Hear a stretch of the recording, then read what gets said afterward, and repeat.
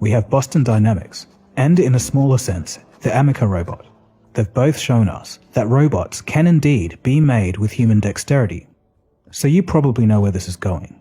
What if we happen to combine AI's new understanding of language with a physical robot body? Well, Google has just done this, and the results are very interesting. In this episode, we'll learn all about it and see what could be in store for the future. Google Research Labs, along with another Alphabet subsidiary called Everyday Robots, have teamed up to make a new kind of robot. You see, instead of carrying out pre-programmed tasks, this new robot can understand a spoken task in natural language and then do that task for you. This method removes the obvious limitations of pre-programmed hard coding, and it opens the door to a massive amount of possibilities. To achieve this mission, the team put one of Google's most advanced AI brains in a robot body. And when I say brain, I'm not using that word loosely. A recent 2022 paper published in the journal Nature found something interesting. When human brain patterns were measured in experiments and compared to AI language models, there were some uncanny similarities, particularly in the way both systems process language, specifically in the way that they predict words from context. In addition to this, their neural activations mirror each other.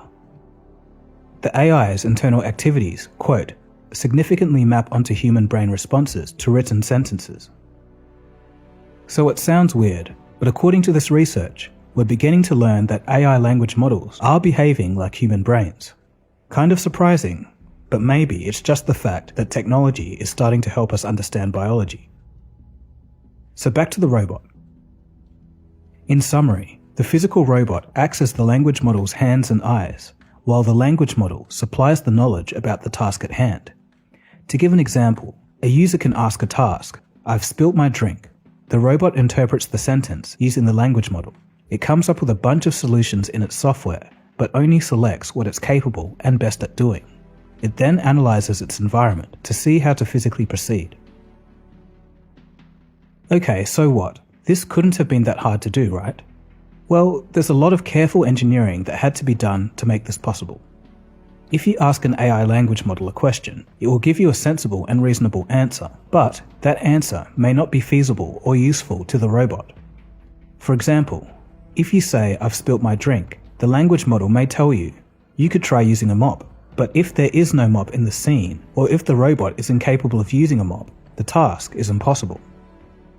Google researchers managed to create a way for the robot to understand what it can and can't do, but more on this later. AI computer vision was used to pair what the robot is seeing with its vast knowledge base from the internet. The robot can understand and complete a task as complex as, "I spilled my orange soda, can you throw it away, bring me something to help clean it up, and then bring me a replacement?" So in all of this, the key here is that the machine ends up being pretty open-ended. It's general. Industrial machines, for example, have to be precisely programmed to do a very specific task.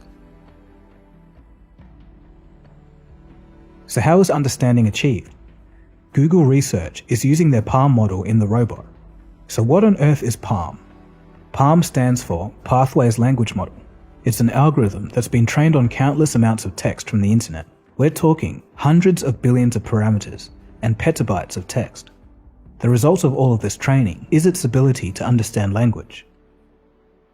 It's important to note that these types of massive language learning models are pretty new, only around 2 years old. The vast levels of training on billions of parameters makes them vastly different to services like Siri or Alexa.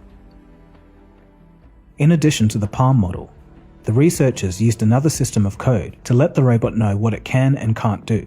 This code, called world grounding, trims out unsafe or nonsense actions. Machine learning is one of the few things that we have that really makes it possible to get computers to behave intelligently in unstructured environments. By using experience, using data, using things that the computer has seen in the past to figure out patterns. Reinforcement learning is one of our big bets. It's a machine learning algorithm where each time the robot attempts to do a task, we can reward it if it succeeds, tell it that it didn't succeed if it fails, and then the things that lead it to succeed get rewarded more and more often, and it gets better and better at the task. And this is something we can do across many robots at the same time to share that learning and that experience. To speed up the learning process, the software was trained in a virtual world so it could gain the benefits of knowledge through a simulated environment, but without having to spend mass amounts of time in the physical world. We can really multiply our impact by having the robots also practice how to do things in simulation.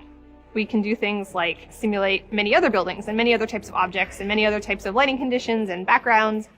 And what we've been able to do with the simulator is significantly reduce the amount of real-world data that we've needed, on the order of going from about 500,000 attempts all the way down to only needing 5,000 attempts to learn grasping. We've seen this method before in the episode about OpenAI and their dexterous hand robot. I thought it was a very clever idea then. So finally, the robot's world grounding was tied into another section of code that turns high-level instructions into low-level subtasks that can then be performed. Once all of this is done, you have a robot that can understand and then perform tasks without human intervention, and it does so better than anything else out there at the moment. In their paper, Google claims that the language model and robot selects the right sequence of skills 84% of the time and executes them successfully 74% of the time. This is a 50% improvement over the previous latest research. The computer scientists also state that the performance keeps improving when the language model does, so this could get much better pretty quickly. The team stated that the mobile robot could accomplish a large set of abstract instructions in a real kitchen with objects it's never seen before. The significance here is that this is the first time a large-scale model has been used in a real-world robot. It can be seen as a hallmark in the field of robotics. These findings suggest that the field of robotics can benefit from the improvements in language modeling. This could bring the two areas of research closer together in the future. As for the robots, 100 of them are doing autonomous tasks around Google's offices. It has to wander around buildings, find the trash cans, look in them, understand what's in them, and if something's in the wrong bucket, look in those buckets, robot, and if you can, move it into the right bucket.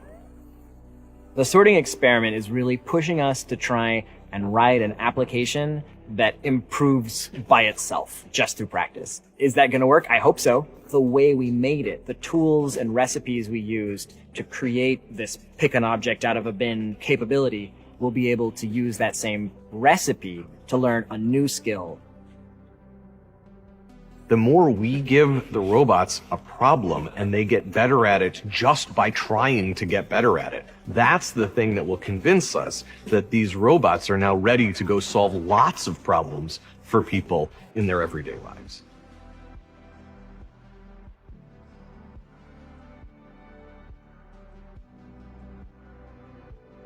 So that was kind of a lot to get your head around. But what does this mean for the future of robotics? Although it is a major milestone, right now, Google's robot is pretty slow at completing tasks and can only grab basic objects. But then we have to ask, what about in 15 to 20 years? Will we have to worry about physical automation for entry-level jobs like fast food? Taking into account the current pace of advancements in both robotics and the new AI that's starting to power them, this could be a strong possibility.